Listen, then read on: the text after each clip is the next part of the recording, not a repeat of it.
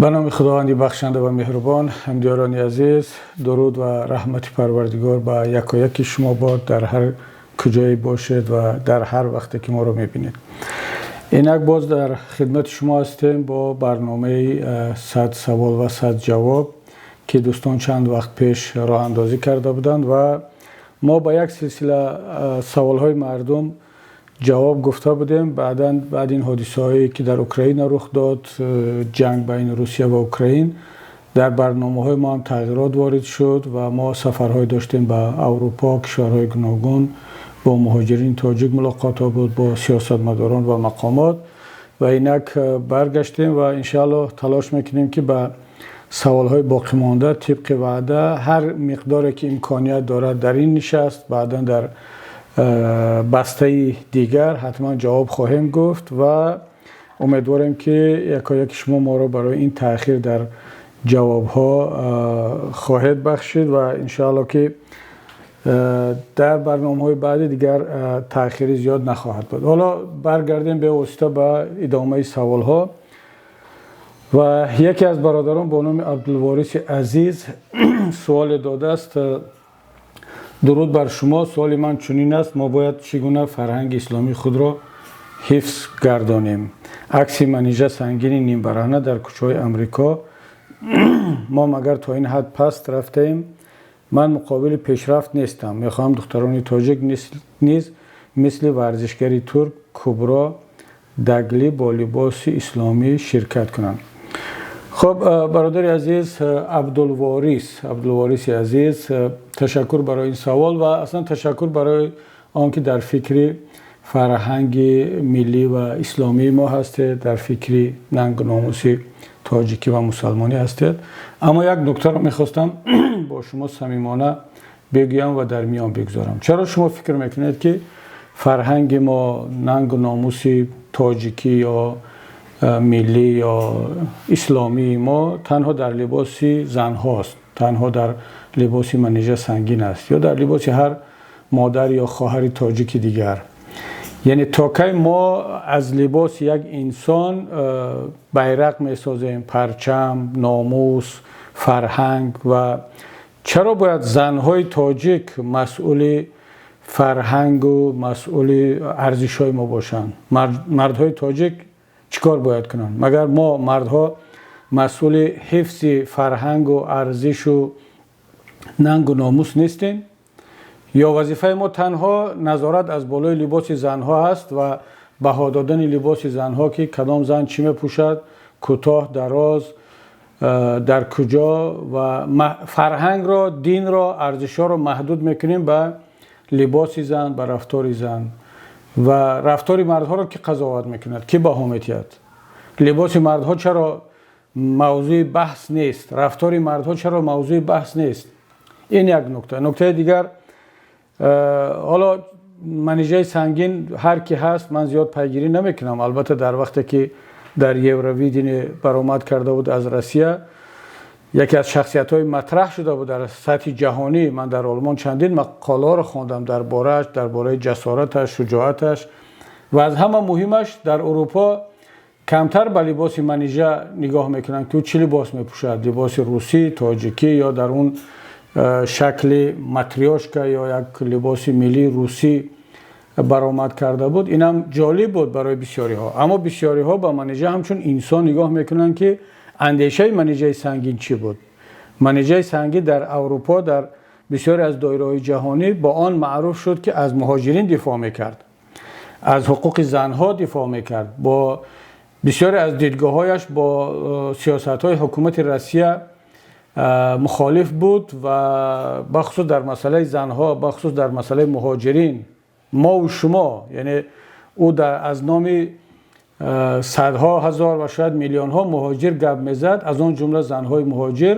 به همین خاطر مقامات روسیه و بسیاری از ملتگراهای روس او را چشم دیدن نداشتند و همین بود که یک سیاست، یک تبلیغات بسیار هم منفی علیه او در بین دایره ها و گروه ها، حتی سیاستمداران ملتگرای روس راه اندازی شد.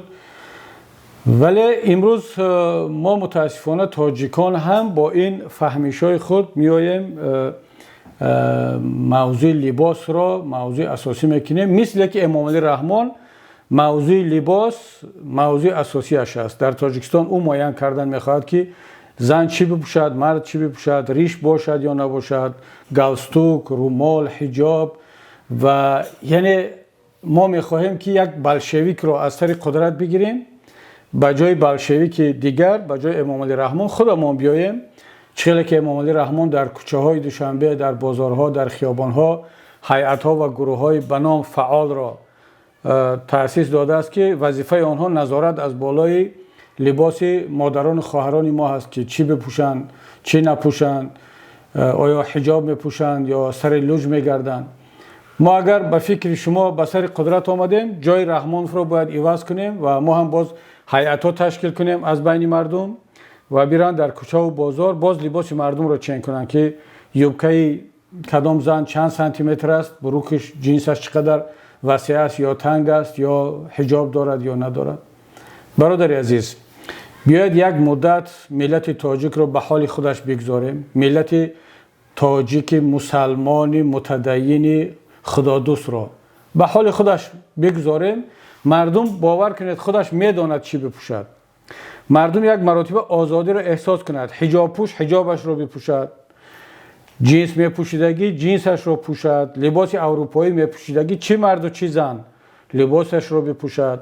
مردها هم حق انتخاب داشته باشند، با هر لباسی که میخواهند در کوچه بگردند، با هر نمود ظاهری که میخواهند، ریش میمونند نمیمونند، موی سر میمونند، ریش کوتاه دراز، با اسلوب اسلامی، با اسلوب غربی، ترکی، به هر شکلی که میخواهند ریش مانند. یک بار مردم آزادی را بچشد که یک انسانی آزاد چگونه باید در یک کشوری آزاد در چارچوب قانون رفتار کند. بعد ما و شما همچون مسلمان، همچون تاجیک، اگر قدرت داریم، توان داریم که مردم را متقاعد کنیم، مردم را بفهمانیم و همون مسئولیت خودمان را همچون یک شهروند و همچون مسلمان، همچون انسان اگر ادا کرده باشه، مطمئن باشد که مردم خودش به سمت حقیقت، به سمت عدالت، به سمت پاکی، پاکتینتی، تقوا میل خواهد کرد. اما اینکه یک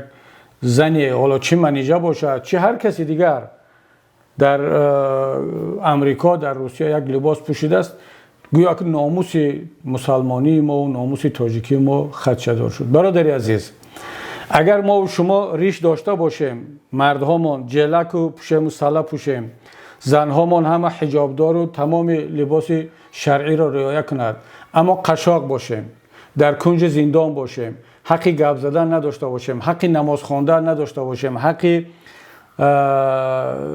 تعلیم و تربیه اسلامی نداشته باشیم، مردم در بازارهای روسیه، در کوچه‌های روسیه کمبغل و قشاق باشد با همون ریش و با همون حجاب، کجای این حفظ فرهنگ اسلامی است و کجای این ننگ و ناموس و ارزش‌های اسلامی هست و ملی تاجیکی است؟ یعنی ما کی از فکرمون رو، اندیشه‌مون رو، دینمون رو، اسلاممون رو از چارچوب لباس و موضوع لباس و این مسئله های ظاهری بیرون میکشیم؟ بله اینا مهمند، یعنی برای یک مسلمان متدین که حرام و حلال رو میشناسد، این وظیفه عبادتیش است. این عبادت است که باید حرام و حلال رو رعایت کند، شریعت رو رعایت کند. این در این دیگر شک نیست، موضوع ما این نیست. اما ما مگر حق داریم بگیم که منیژه سنگین چی بپوشد در امریکا و اگر او در امریکا یک لباس پوشید ما بیاییم در اینجا بانگ خطر بزنیم، در صورتی که امام علی رحمان لباس خواهران و مادران ما و شما را در دوشنبه کشیده ایستاده است، ریش برادران را تراشیده ایستاده است، حجابدار و به حجاب، ریشدار و به ریش را زندانی کرده ایستاده است. من فکر میکنم برادر عبدالوارث شما را خوب درک میکنم، امیدوارم شما هم ما را خوب درک کردید. وقتی آن رسیده است که دیگر از این موضوعهایی که مهم هستند، جزء شریعت و دین ما هستند، اما این مسئله ها را الان در همین مرحله بگذاریم به وقتهای دیگر. الان مسئله اساسی ملت تاجیک این آزادی است، رسیدن به آزادی، رسیدن به استقلالیت. بعد در چارچوب یک دولت و جامعه آزاد و مستقل می توانیم مسئله های فرهنگی، مسئله های ارزشی، مسئله های مناسبت با دین و با جامعه را در گفتگوی ملی با هم انشاءالله که حل کرده باشیم. تشکر برادری عزیز.